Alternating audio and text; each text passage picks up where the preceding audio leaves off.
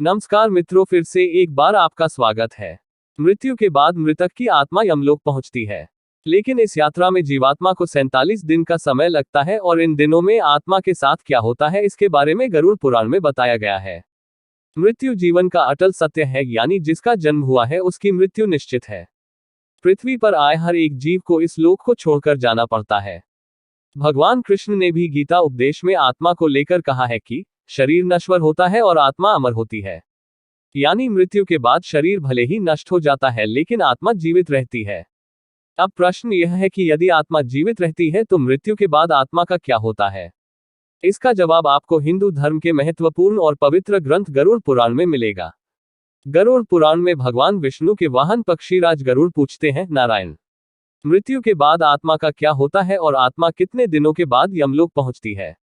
गरुड़ के सवाल का जवाब देते हुए भगवान विष्णु कहते हैं, मृत्यु के बाद जीवात्मा को यमलोक तक की यात्रा करने में पूरे 47 दिन लग जाते हैं। इन 47 दिनों के दौरान उसे कई तरह की यातनाओं का भी सामना करना पड़ता है।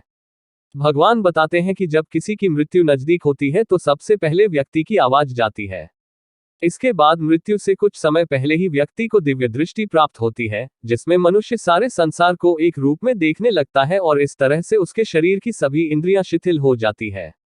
जब व्यक्ति की मृत्यु हो जाती है तो यमलोक से 2 दूत आते हैं और दूतों को देख आत्मा शरीर का त्याग कर बाहर निकल जाती है। आत्मा के शरीर त्यागने के बाद यमराज के दूत आत्मा के गले में पाश बांध देते हैं और उसे यमलोक ले जाते हैं। मृत्यु के बाद 13वीं और पिंडदान क्यों जरूरी? मृतक व्यक्ति ने यदि अपने जीवन में पाप कर्म किए होंगे तो यमदूत पापी आत्मा को गर्म वायु और अंधेरे रास्ते से यमलोक ले जाते हैं और मार्ग में उसे कई तरह की यातनाएं झेलनी पड़ती है। इसके बाद आत्मा को आकाश मार्ग से वापस उसके घर छोड़ दिया जाता है। कहा जाता है कि मृत्यु के बाद मृतक की आत्मा अपने परिवार वालों के साथ पूरे 13 दिनों तक रहती है और मृत्यु के बाद होने वाली अंतिम क्रियाओं और रस्मों को भी देखती है। 13 दिन बाद जब आत्मा का पिंडदान, 13वीं और ब्राह्मण भोज आदि किया जाता है तो इसके बाद यमराज के यमदूत आत्मा को फिर से लेने के लिए आते हैं। इसलिए हिंदू धर्म में किसी की मृत्यु के बाद 13वीं और 10 दिनों तक पिंडदान करना जरूरी माना गया है, क्योंकि इससे आत्मा को यमलोक तक की यात्रा करने के लिए शक्ति मिलती है। लेकिन इसके बाद भी यमलोक तक की यात्रा आत्मा के लिए आसान नहीं होती है। मृत्यु के बाद के वो 47 दिन, जब 13 दिनों के बाद यमदूत आत्मा को यमलोक ले जाने के लिए आते हैं तो आत्मा को सबसे पहले वैतरणी नदी पार करनी पड़ती है।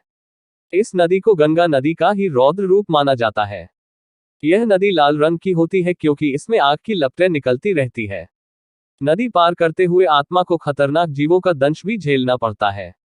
इन नदी को पार करने में पूरे 47 दिनों का समय लग जाता है। लेकिन यदि व्यक्ति ने अपने जीवन काल में अच्छे कर्म किए हो या गोदान किया हो तो उसे ये यातनाएं नहीं झेलनी पड़ती, क्योंकि उसी गाय की पूंछ पकड़कर आत्मा वैतरणी नदी को पार करती है।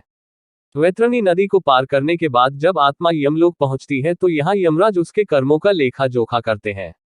इस तरह से जीवन काल में किए कर्मों के अनुसार यमराज आत्मा को स्वर्ग या नरक में भेजते हैं। इसलिए व्यक्ति को अपने जीवन में हमेशा अच्छे कर्म करने चाहिए, क्योंकि अच्छे कर्मों का फल न सिर्फ जीवन बल्कि मृत्यु के बाद भी मिलता है। मृत्यु के बाद आपके कर्म ही आपके साथ जाते हैं। अगर वीडियो पसंद आया हो तो लाइक करें, शेयर करें और कमेंट में जय श्री राम लिखिए और हमारे चैनल को सब्सक्राइब करिए।